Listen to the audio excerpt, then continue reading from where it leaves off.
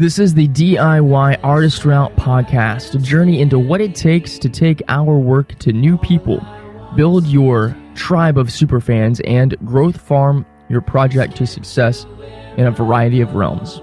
I am D. Grant Smith, your guide. It's awesome to live in the digital world where location and space do not separate us like they did in generations past. I'm blessed to know, network with, and call Andrew Apanov my friend. Andrew works out of Poland and helps musicians all over the world build stronger connections with their fan base online. He is the musician's webkeeper and founder of music marketing agency Dotted Music and WeSpin training platform for musicians. Marketing is a big subject, one that is constantly evolving, and we are always learning new ways to build connections with our tribes online. Andrew shares some practical and insightful pieces of how to do just that. We'll also reference my new book, The DIY Musician's Radio Handbook, which Andrew has provided a nice review for. Networking and relationship building are essential to every artist, regardless of where you live. Are you ready to talk with Andrew Apanov? Good. Lace up those shoes, and let's get on the route.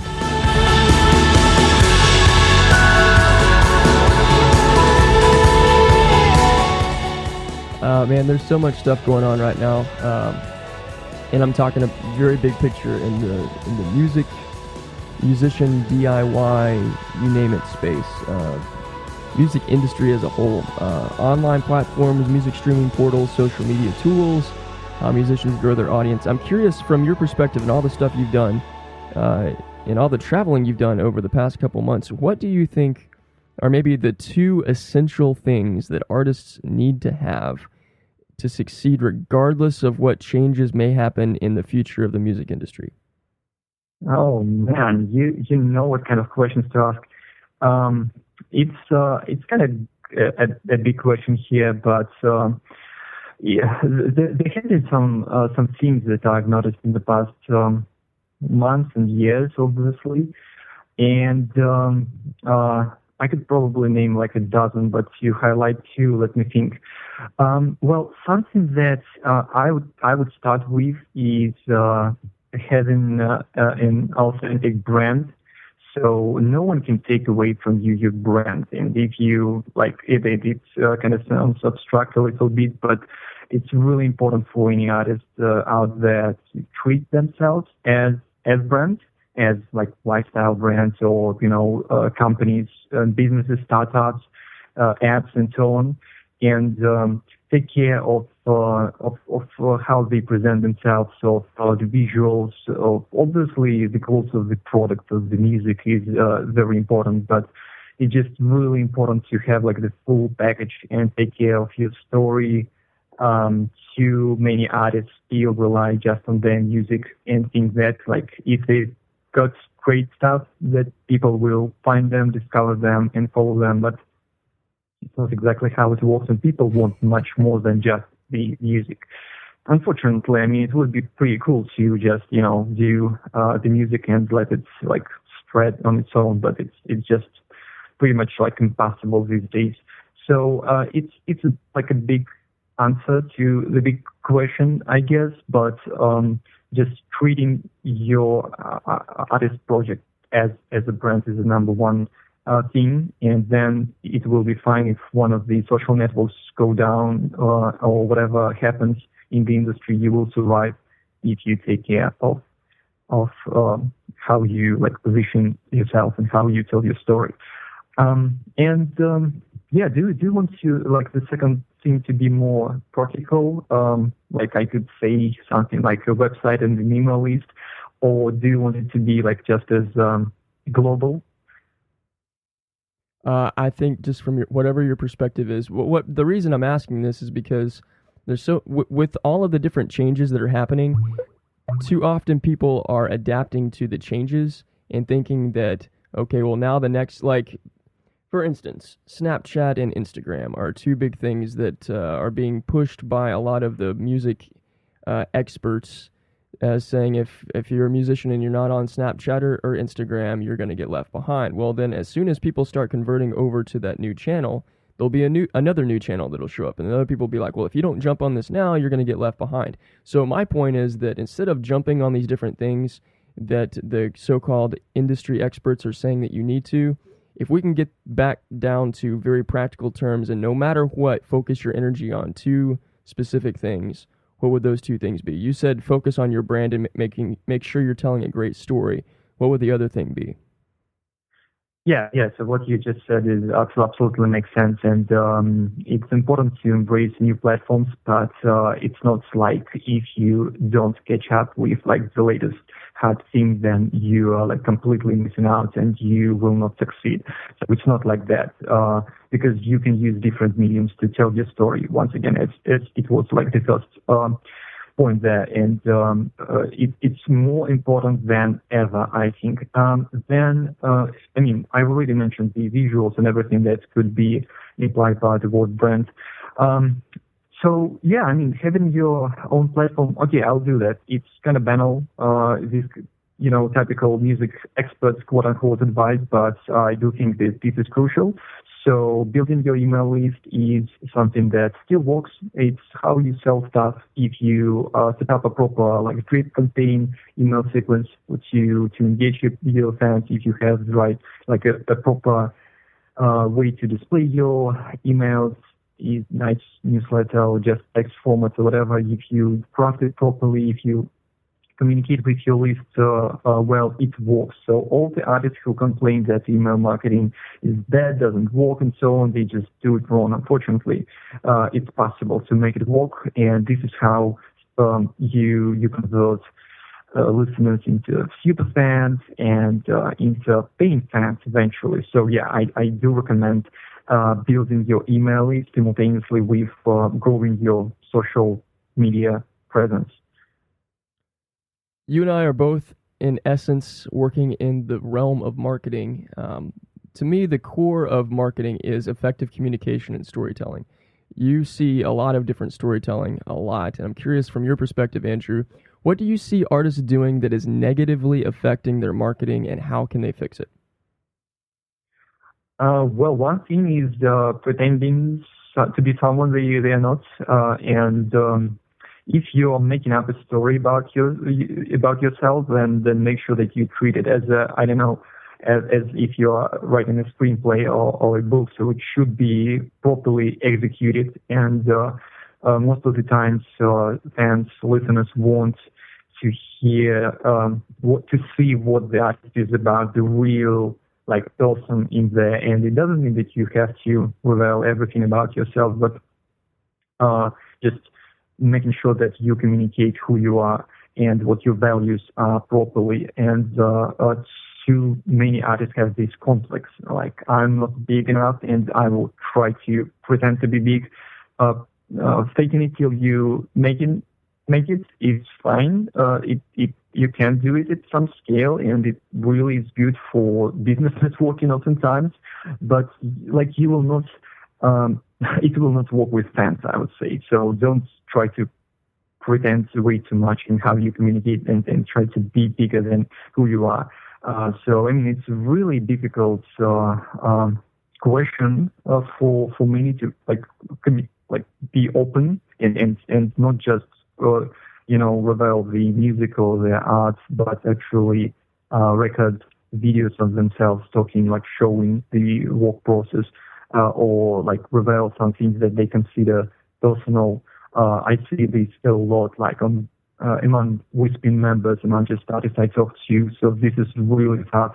Artists have difficulties opening up at some degree. So this is something that many people could work on.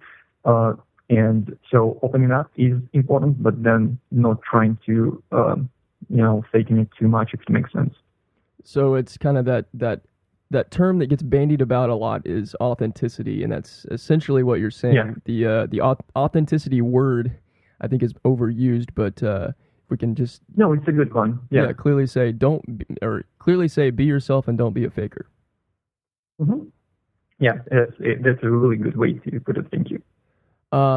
Okay, tell us a little bit about the WeSpin training platform for musicians. What is it, and what all is involved? Yep. So it's a platform launched around 2 years back, I believe, and it's a platform where I mean, it's not just me for sure. We've got a team here, and like most of the lessons currently, they are recorded by me. So we've got a lot of video lessons on branding, on social media marketing, on like setting up your website and different kind of practical aspects of of working on your music act to succeed. So we don't talk about music production or how to play an instrument, but how to, roughly speaking, promote yourself, how to grow. This is the word that we use a lot. I know that you like this term quite a bit, and it's I mean, it's a really good way to explain what we're trying to do. We help artists grow because it's, I think, more descriptive than just to use the word marketing. It's not just about the educational resources. Also, we've got a lot of stuff there. I prefer this membership platform format. So we've got a monthly fee, and everyone can sign up currently for free trial. So it doesn't cost anything to just give it a shot and get access to everything inside. And it's also a forum. It's a community of like-minded musicians where you can ask questions and communicate with other musicians. We've got quite a lot of electronic music producers, but it's all about all genres, really. It's not genre specific.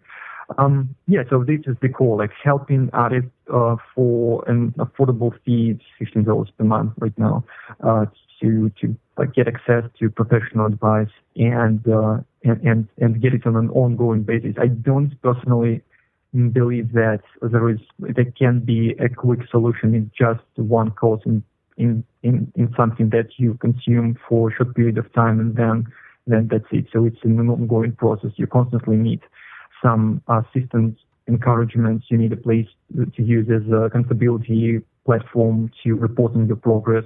So I really believe in this long-term approach. We're about slow growth because this is how it happens. It's very rare when you just grow to the top like upper months. So it's about hard work and slow, organic, real growth.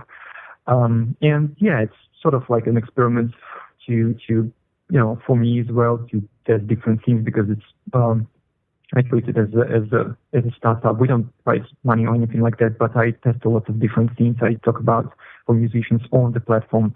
So it's pretty fun as well. And anyone can get access to it anytime. I like the fact that you talk about slow growth. You're right. I'm very, very big on that. I don't like this whole fast growth bullshit, if I can call it that. Just because, I mean, I think that businesses, small businesses, entrepreneurs, musicians, we're all in a very, very similar spot. If we don't have our foundation set, we don't have our platform ready, and if we haven't prepared ourselves to reach the places where these fast growth companies are, where suddenly there's millions and millions and millions of people that are responding to you, man, that can make you go literally crazy. And I would, for me, I'd rather be able to have a hand and a voice in individuals' lives than try to reach a zillion people overnight. That's a little tangent, but that I'm glad you brought that up. Andrew, you are not just a guy that decided one day, hey, I want to build a music platform that helps musicians. You have some really awesome background in this space. Will you tell us a little bit about the things that you've done? I've just in covering a little of your bio, some of your work with Ultimate Guitar. You were a radio host at one point. You've done a bunch of different things in music. Tell us a little bit about you and your background. I mean, I can talk a little bit about that. Appreciate you asking. Also, I don't represent to brag too much, and there is not much to brag about, but it's been fun. I would say like around 12 years back, I started working at Ultimate Guitar, and I got into DJing and setting up local parties and night events. So this is something that I and my friends were doing kind of for fun mainly, but we achieved some big success, I would say, locally.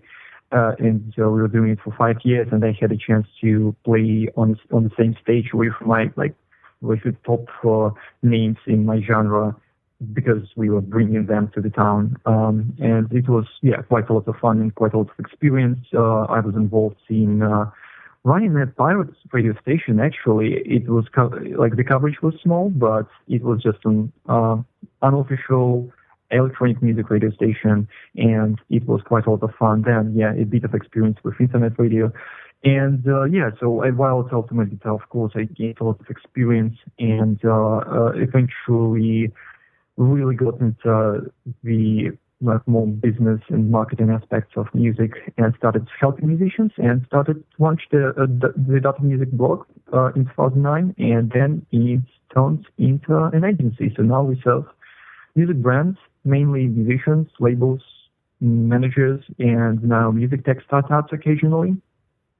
And this is so we've got a location-independent team of I've got awesome business partners and colleagues in different continents that work with me, and it's pretty mind-blowing. And it definitely took time. I'm indeed about these kind of I don't want to use slow growth too much to not kind of mislead the listener, but it took a while to set it all up, but it's been worth it, because we've got some interesting stuff going on here, and I'm so grateful to be able to work with music for so many years. So I hope it was a fine overview of what I've been into. But you have created something that stretches across the globe, and just so I understand, and our fellow journeymen on this route understand, where are you based out of right now, and where all are you working in? I know you do speaking engagements all across Europe and all across different parts of the world, but where are you operating out of mainly? I don't hide this by any means. I just completely forget to mention that. Even at conferences, when I do an intro, I forget to mention that, and then people come to me and then ask, and I'm like, why didn't I mention that? Because on conferences, I usually present it as a U.S. Delegate, because our company is U.S. based, and a lot of our clients is in the U.S., and this is kind of our main market. But I myself am Russian. I lived for most of my life in Russia, in Kaliningrad, which is on the Baltic Sea. And now I'm in Poland. I moved here with my wife 3 years back, and we really love it here. And it's really easy to travel across Europe from here. I'm in Poland, but I'm Russian, and run this location-independent company with my business partners from Canada and from the United States, and we've got people in South Africa, in Russia, in Asia, and so on. It's pretty fun. But the thing is that I have never done much with the Russian or Polish music scenes. It's been, international online work, so I'm not tied to these territories. That's why I oftentimes don't mention it. So I did local night events in Russia, but that's it. So I haven't done, and I'm very lucky, I think, because it's a mess for what I know the music industry in that country. Anyway. Oh, awesome. Now you have a book that I don't remember everything about the title, but I know that you've got growth hacking as a part of the title for growth hacking your music, and it is similarly in a way titled and framed in a similar fashion to what my book is, the DIY Musician's Radio Handbook. Now, you have been so gracious with me in reading mine and giving a little review blurb about it. You said, though, that you were a little skeptical about radio's power to help musicians, even though at one point you were a radio host. I'm curious what changed your opinion, and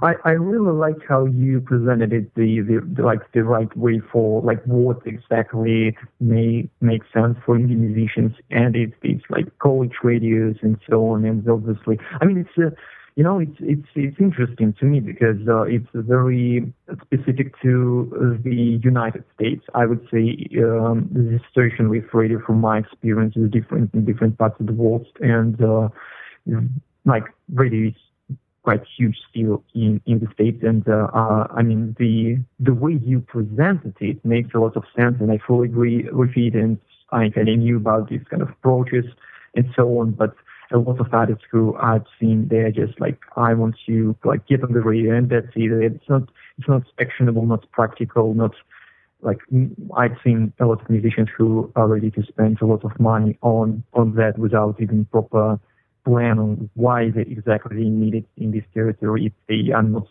doing any shows there, for example, or like how they're measuring it, or so it's not very actionable. You made it clear in there. So I'm not opposed to radio also. I think it's really challenged by online radio or streaming platforms and so on. But yeah, so you just described it in a proper way. So if we're talking about radio promotion in the context of how you presented them, it makes a lot of sense. And I'm starting to recommend your book even. So yeah, at the time of the recording, it's not fully out yet. And yeah, we have similar titles in our books, but mine is a bit different. There are some themes that are similar, but it's so in a good way. Let's say they are covering a bit different topics, and it's mainly about online growth hacks. It's called music promotion growth hacking.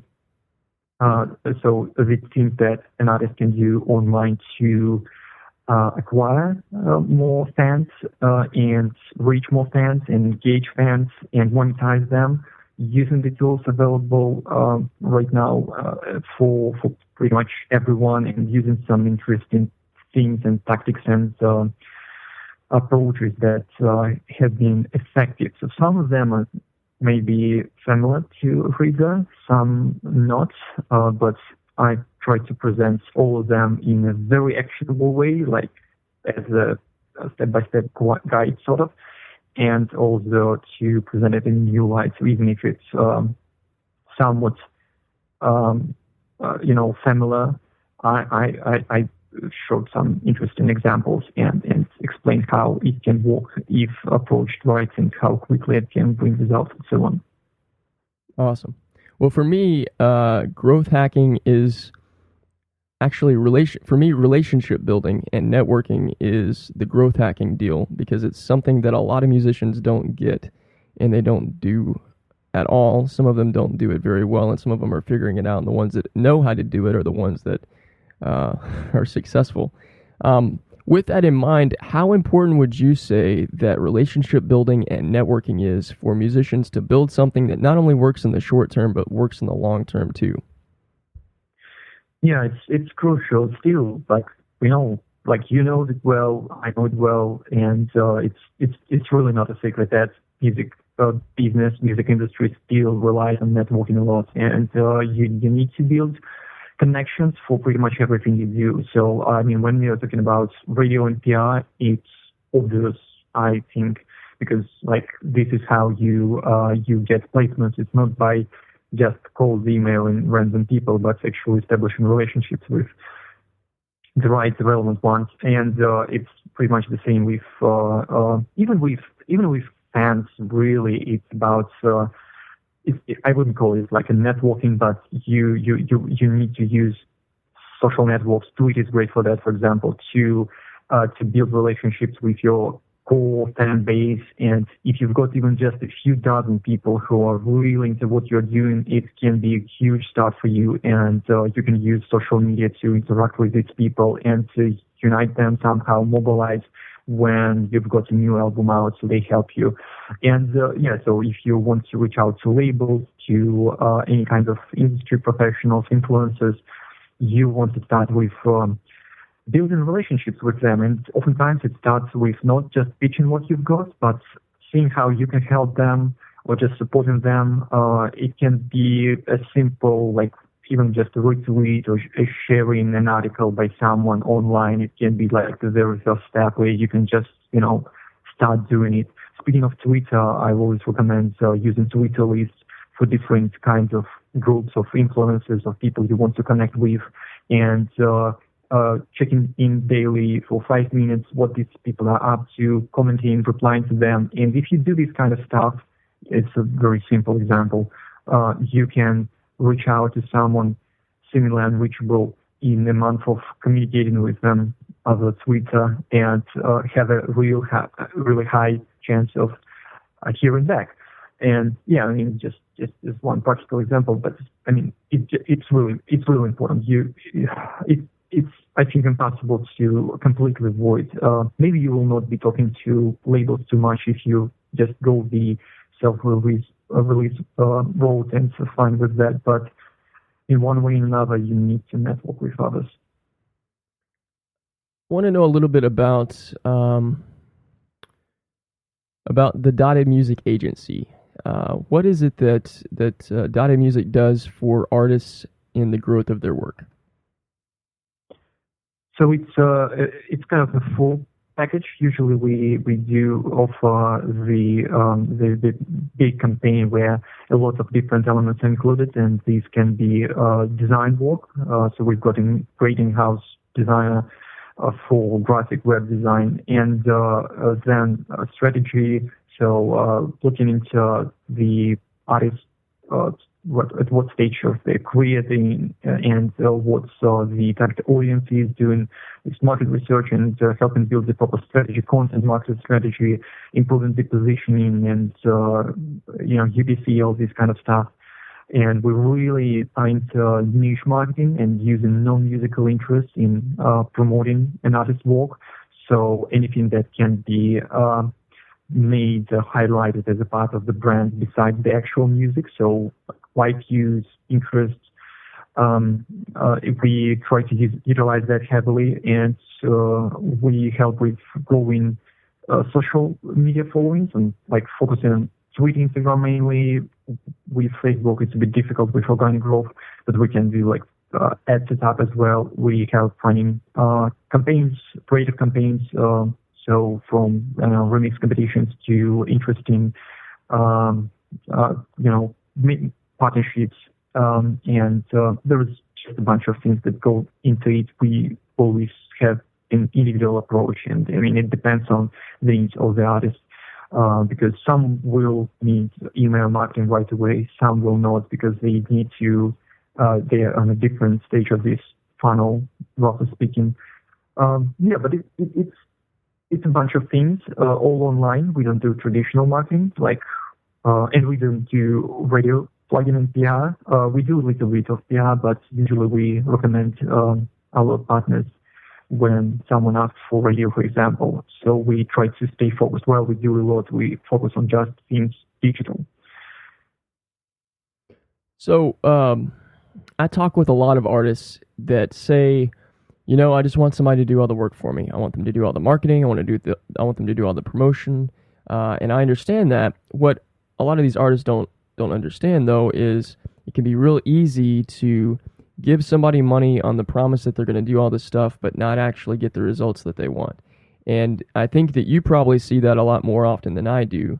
I'm curious, from your perspective, what does an artist need to have in place before they go about contacting an agency like yours? Do you ask that, or have prerequisites in place for what you look for prior to bringing a new artist on board with you?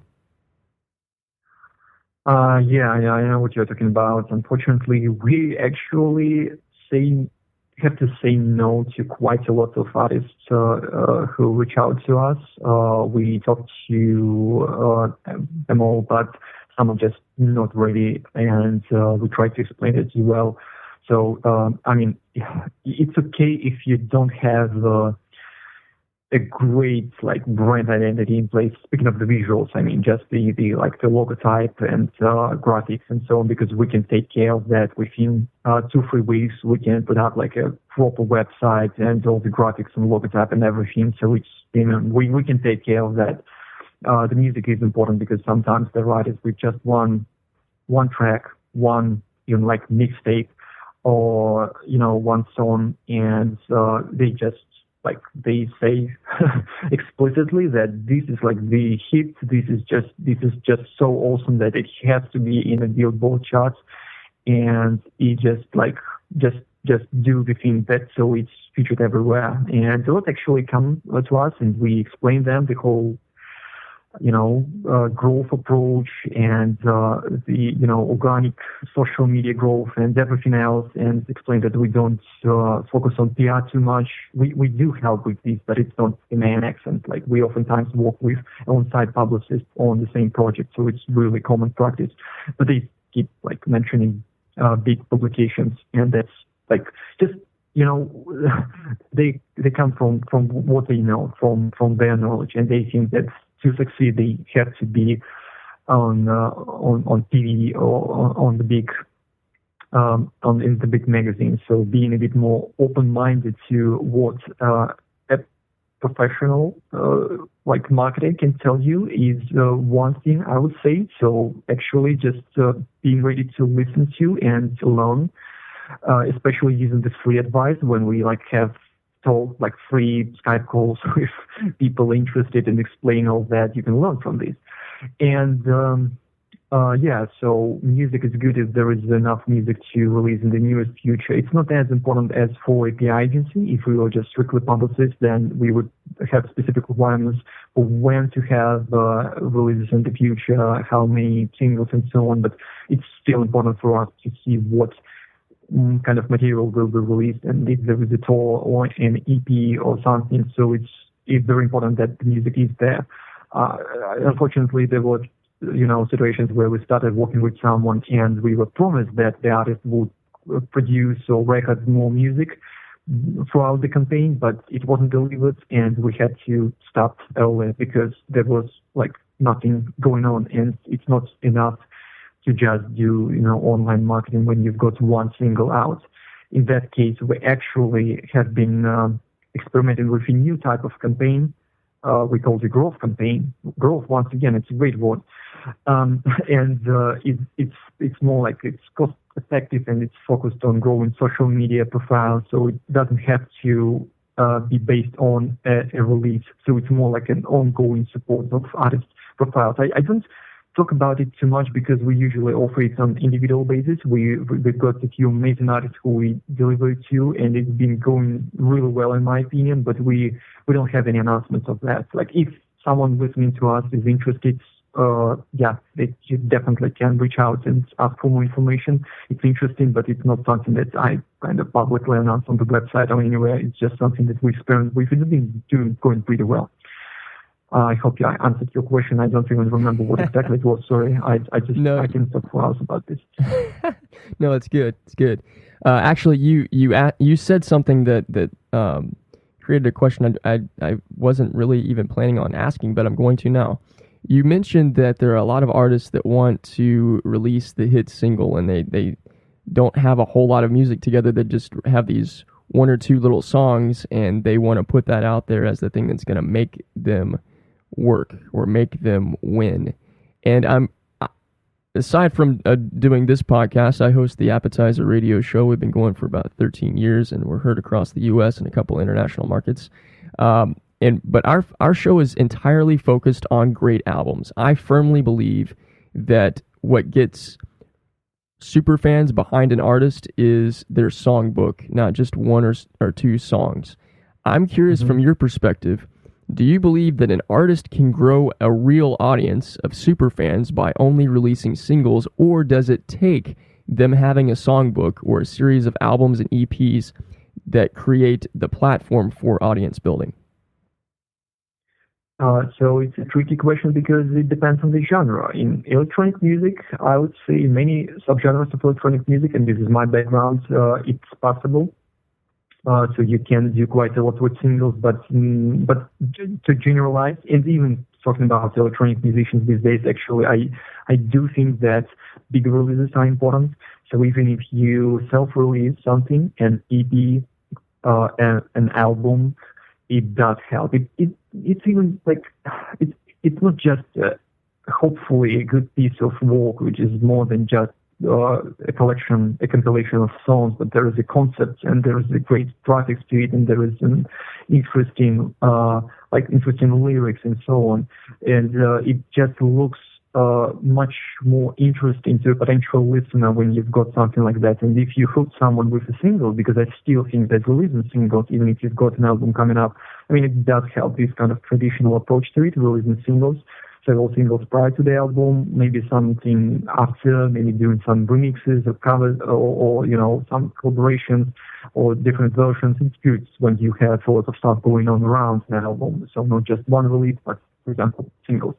But still, if you hook someone up, with a single, with a really catchy one, you want them to be able to discover a bigger piece of work. So yeah, I definitely recommend and agree that having a proper catalog of music is important, and in the form of EPs and albums. I knew about the format of your show. I really like the idea. I think it filters out. It works as a filter, I would say, and it's interesting. So no, I agree fully.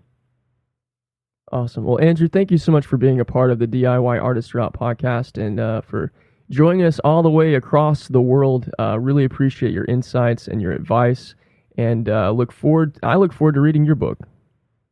Oh yeah, I'm keeping you posted on that, and thank you so much for hosting me. It's been a real fun and pleasure to be here. To the place where I am standing, all I want. Andrew Apanov, musicians, webkeeper, and the founder of music marketing agency Dotted Music and WeSpin training platform for musicians. Hear the WeSpin podcast, read the blog, and get more info on Andrew's work at dottedmusic.com. We talked a lot about digital marketing this time, but the same rules apply for past conversations that we've had with folks like James Moore, Derek Webb, and Benji Rogers. Rule number 1 is vital, which is you must be great. Past that, focusing on the relationship with your fan base is the most important thing you can do to build your audience. That is what growth farming is. Want to know more about how you can do that with your fan base and how you can incorporate social media, music industry influencers, radio, blogs, podcasts, and more into that growth? Contact me. Details at dgrantsmith.com or reach me directly by email, dgrant@dgrantsmith.com. I look forward to hearing from you this week. Our theme song comes from Timothy Palmer's Half Boy EP, a song called Tryin'. What we love and connect with, we share with our friends, and I want you to do your part on this journey. Go tell 3 people, that's right, 3 people about this podcast episode, and send them to iTunes, Spreaker, or Podbean to subscribe, download, and gain a wealth of insight on the DIY artist route. Thanks for trekking with me. We'll pick up again next time with a new journeyman to teach us more about how to grow as artists and creative entrepreneurs. I'm D. Grant Smith. See you next time here on the DIY Artist Route.